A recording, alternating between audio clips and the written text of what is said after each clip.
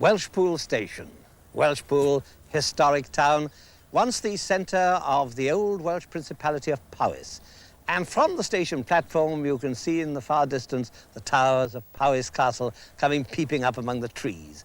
But of course, railway enthusiasts don't worry about that. They know it as the starting point of one of the most delightful of the little lines of Wales, the Welshpool and the Llanfair Light Railway. As a matter of fact, it started from just across the tracks over there, and I'm delighted to tell you, though it doesn't start from here anymore, the Llanfair and Welshpool Railway still exists, and it flourishes.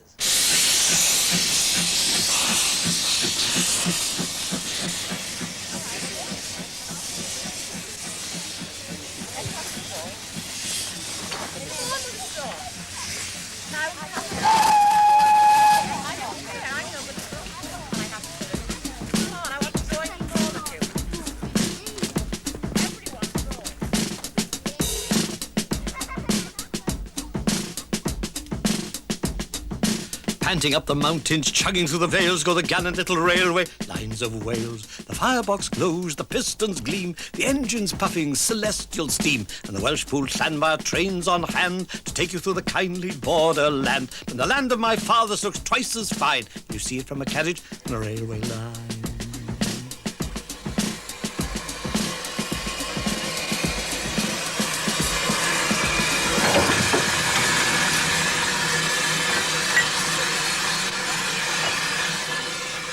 Where is this delectable railway? The map shows the green edge of the Welsh border, and that wriggling caterpillar is the line, starting now near the edge of Welshpool and going deep into the lost hills of mid-Wales. I said it once started at Welshpool station itself, and the old track is still there in part, grass grown, running around the backs of the houses, right in the middle of the town. But when the line first closed in 1956, nobody thought it would ever return. The local brass band played Handel's Funeral March as the final train puffed along these lines, and the authorities gave up. A main road and a roundabout cut across Raven Square. The motor car seemed to have conquered forever, and you can drive there now and never realise that you are changing gear over the first section of the proud Welshpool and Llanfair Railway. The train once puffed along this street, and the railway hut at the bottom there is now the headquarters of the Salvation Army. Well, they may have had a service for fallen railways. But just on the further side of Raven Square, here where the buffers stand, the line starts again. And on it, the new owners of the Welshpool and Llanfair are determined that the train shall run again. Oh, the undergrowth is thick, but the railway enthusiasts plunge into it to find the rusted points. And they use a little light diesel engine to push along the disused track to start the work that will eventually bring the line the whole way back to Welshpool. Oh, I admit my heart goes out to these enthusiasts. They're not professionals. The line has been restored by the voluntary work of the steam railway fans. They're simply people who are enchanted by the sight and sound of steam. And they run the railway as a labour of love. Very successfully too, coming down on weekends, clearing the undergrowth, relaying the track, and sleeping in old railway coaches at Llanfair. The company solicitor has his weekend dossed down in this old platelayer's hut. They've got the whole line now running again from Llanfair to Sylvain Halt. At Sylvain, the engines are turned around by a complicated piece of shunting that gladdens the heart of the amateur railwaymen. The engines, or two of them at any rate, the Earl and the Countess, date from the very beginning of the line and are still going strong, and they're the main target for visitors' photographs.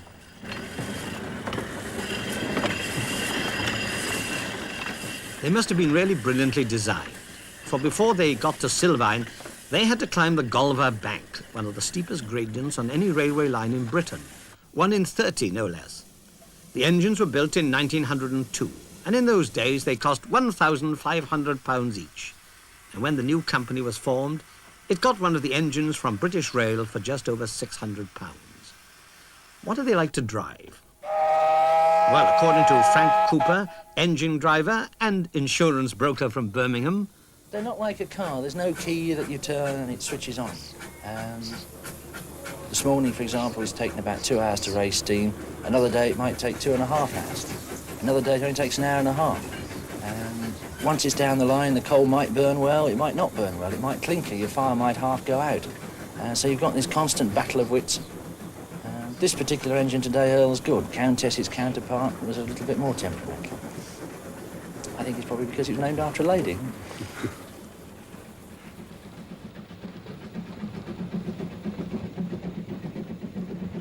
What sort of countryside does the line run through?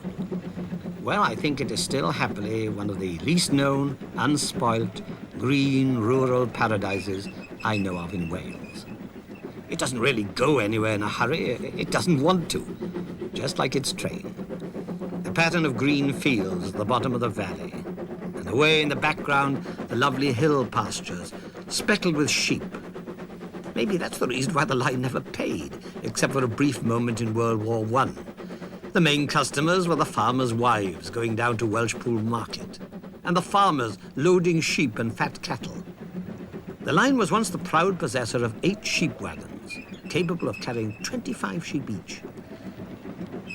Not a very large capacity, and the original shareholders must have wondered as the flocks were loaded into the trains and then the engine went puffing through the green fields, whether they were not going down bleating into bankruptcy. They were rather glad to be taken over by the Cambrian, and the Cambrian was equally delighted to be swallowed by the GWR. And the shareholders got 24.5p for their pound shares, just like today.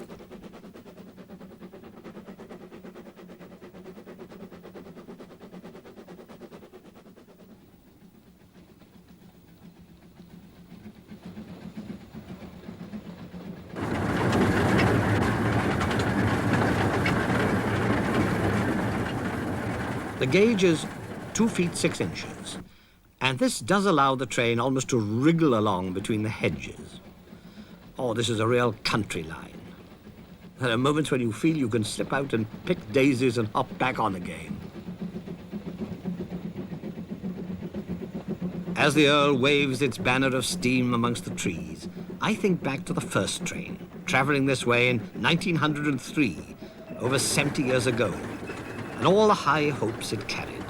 The Prince of Wales feathers fixed onto both ends of the locomotive, and the motto on the boiler, "Success to the W&L Railway."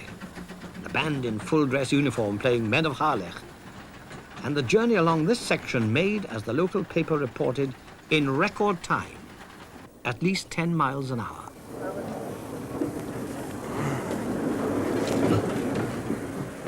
At Coppice Lane, the line crosses a little country road. Between you and me, it's not the busiest thoroughfare in Wales. I've never seen more than a car or two on it, and 3 stray sheep. But the Light Railways Act demands that a man with a red flag shall stand to warn the dense approaching traffic, and the Welshpool and Llanfair scrupulously observes the law.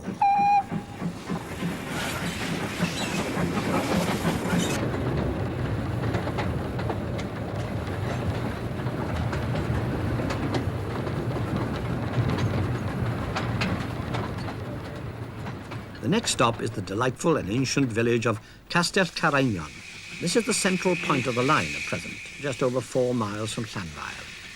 It is the proud possessor of a passing loop, a cattle dock, but no cattle to take on board, and a signal box. Now, so far, the line has passed over land which belonged, or once belonged, to the great Powys Castle estate. The Earl of Powys was a strong supporter of the original line, and the first engines were named the Countess and the Earl. And the splendours of Powys Castle itself are only a few miles away across the hills. One of the great castles of Wales. The old apartments were splendidly reconstructed in the late 17th century, and the gardens are elegantly formal in the classical style of the period. Terrace rising above flower-filled terrace. Chaste statues. Long alleys and close-cut privet hedges stretching away to flower beds, haunted by the most industrious bees in the business.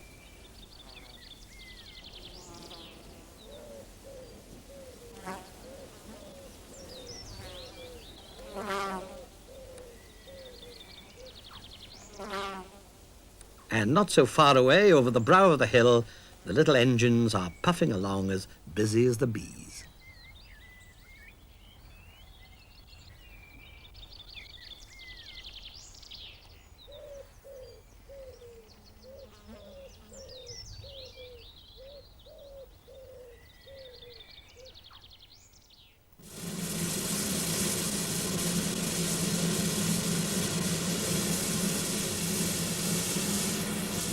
Back to the train, waiting still at Castellcarregnon station. And to a surprise. Not far from the station, Mrs. Elizabeth Ann Hughes of Pennebryn Farm is drawing a strange and fascinating discovery. This now rather tangled-up-looking farm building, with great timber posts but with a rough corrugated iron roofing, is far more ancient than it looks. Mrs. Hughes was trained as an artist, and she spotted these remarkable oak beams. They are characteristic of what are called aisled halls in the manor houses of the 13th and 14th century. This is the only one of its kind in Montgomeryshire, and the only other parts of the country where you find them are Suffolk and Norfolk and the Cheshire-Denbighshire border. The beams are carved and pegged together, and there are plenty of carpenter's marks on them. In those days, many craftsmen didn't write, so that they made circles and other marks to show how the beam should be fitted together. Of course, the story goes that Henry VII stayed the night here when he was marching through Wales on his way to Bosworth Field. Was there any place in mid-Wales where he didn't?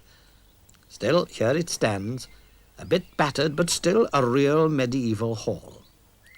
Can we hope it'll be cared for and restored to its old splendour? Can we see the fire burning again in the wide medieval fireplace? Just as it's been made to burn bright again in the firebox of the gallant old locomotive, the Earl, as it puffs out of Castellcarregnon.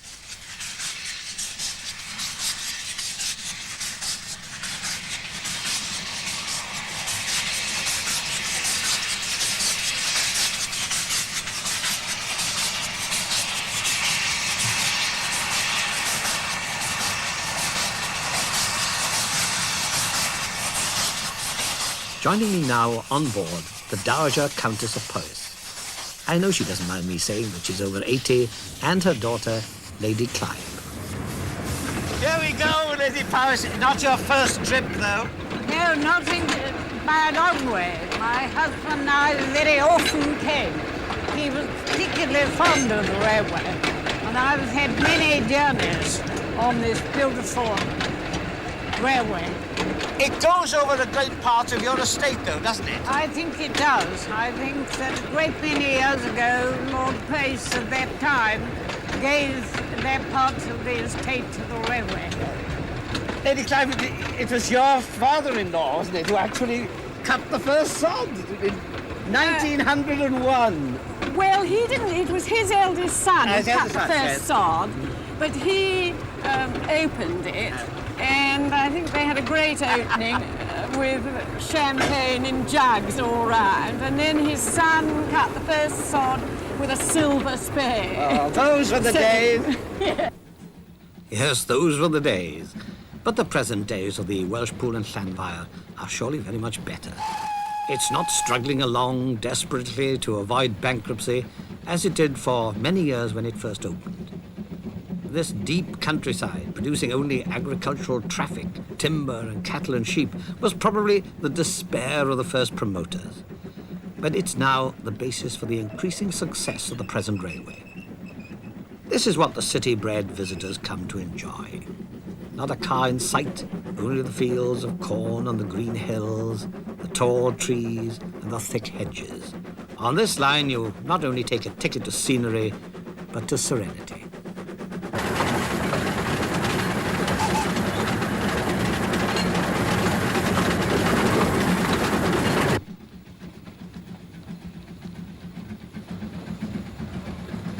Now, as the train puffs along, you can see that 3 of the coaches look very unlike anything you've seen on British lines.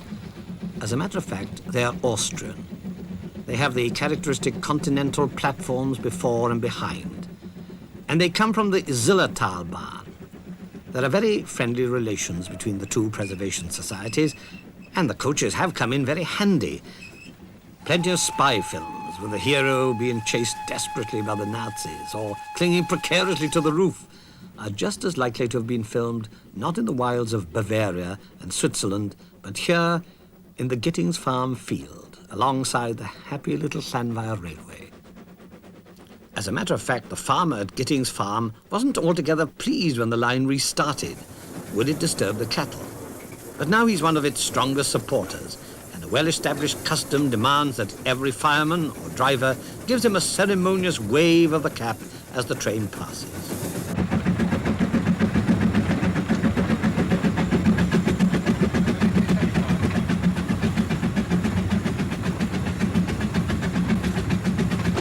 But the job of fireman isn't just as simple as waving a cap.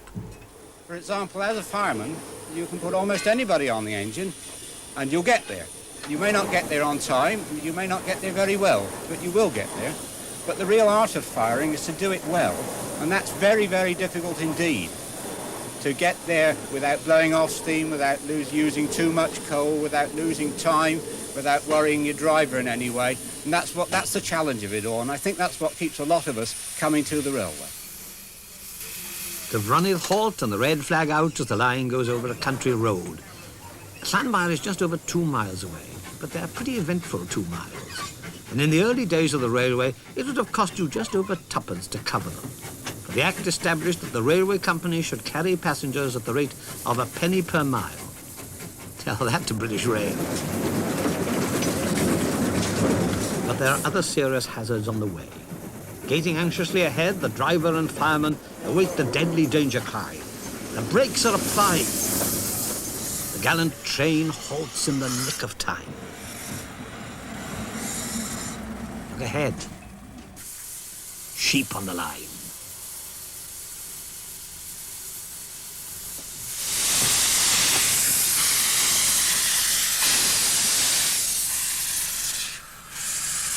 On the way again. Now, after Cyfrynydd, the line has been coming down towards the valley of the River Banwy. The Banwy rises away in a lonely part of the Mid Wales mountains and flows down to join the Vyrnwy, and together they flow into the Severn. Here, the drop down to the Banwy itself is quite steep, and they had to build a small but very solid viaduct over a side stream. But after this first viaduct, the train must start to slow down quite a bit.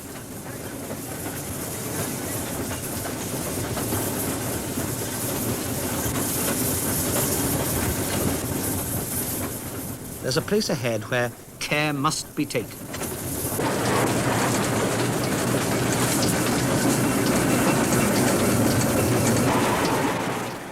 Banwy Bridge. And you look down from the bridge onto the clear, rippling waters of the Banwy itself. And they look enchanting. So does the whole rich countryside, for that matter. No possible problems here, you would think. But the Banwy is a not-so-gay deceiver. In summer, it's a great trout and salmon stream. You could stand here drowsily casting a fly and let your eye travel down with the lulling sound of the water to the bridge. And then you get a reminder of the Banwy's treachery. 2 of the old piers have been replaced by steel constructions. The original piers were stone. But in December 1964, the Banwy rose at an astonishing speed. It often rises 2 feet in an hour, but this time it surpassed itself in fury. When the piers went over, the Preservation Society might have gone over too. But with some help from the Royal Engineers, the Society restored the bridge, so now the trains ride on again in triumph towards Llanfair.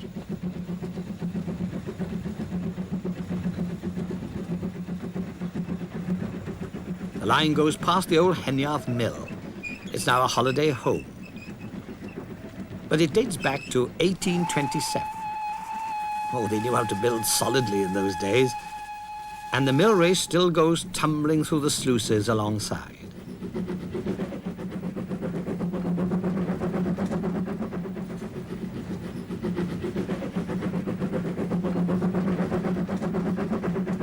Into the home run now to Llanfair Carainion.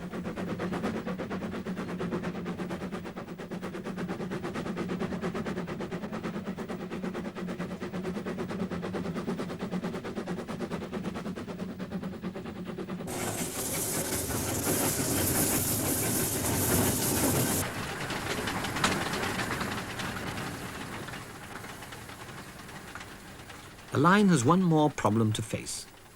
It is now right alongside the edge of the River Banwy, and on it is another mill, Dolrid Mill. There wasn't much space, and the original planners declared that the line would have to be squeezed past the mill. And that's just what it does. You can almost touch the old water wheel as the line goes into the squeeze.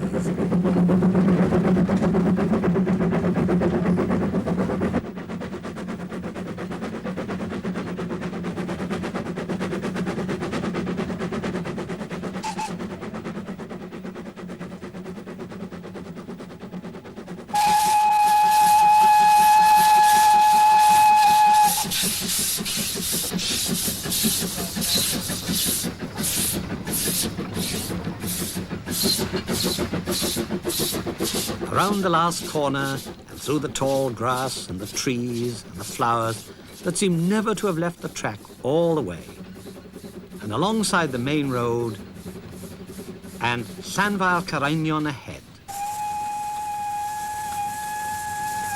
9.5 miles from Sylvain.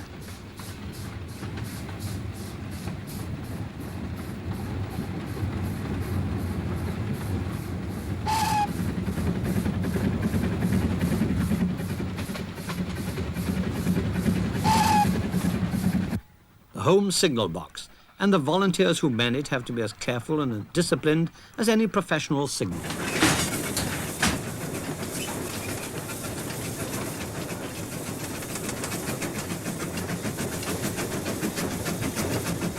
The staff must be exchanged. This is one of the oldest railway safety precautions. No engine driver can take his train onwards unless he possesses the magic staff that makes him free of the next section of the line. Safely to journey's end. Llanfair Carainion Station, the headquarters of this little company of dedicated men, and their patient wives, who have brought back to life the old Welshpool and Llanfair Railway, and sent the cheerful sound of steam echoing again in the quiet valley of the Banwy. And why do they do it? Let Mr. Ken Fenton, fireman and a managing director from Birmingham, make his confession. Well, I think it begins at a very early age when you're a small boy, if you're interested in railway engines, and you go to the station and you see these tremendous locomotives with all this steam and power and vigour, and you think, my, wouldn't it be marvellous if I could drive one of those? And then when you get older, if it persists, well then, nowadays you can join a company like this and you have an opportunity to really achieve your ambition.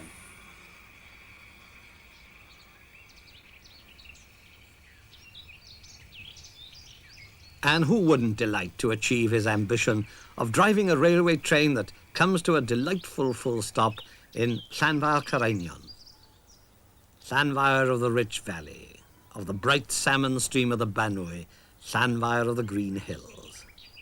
Could any railway passenger find a better place to answer the call, all change? Yes, all change for unspoilt Wales.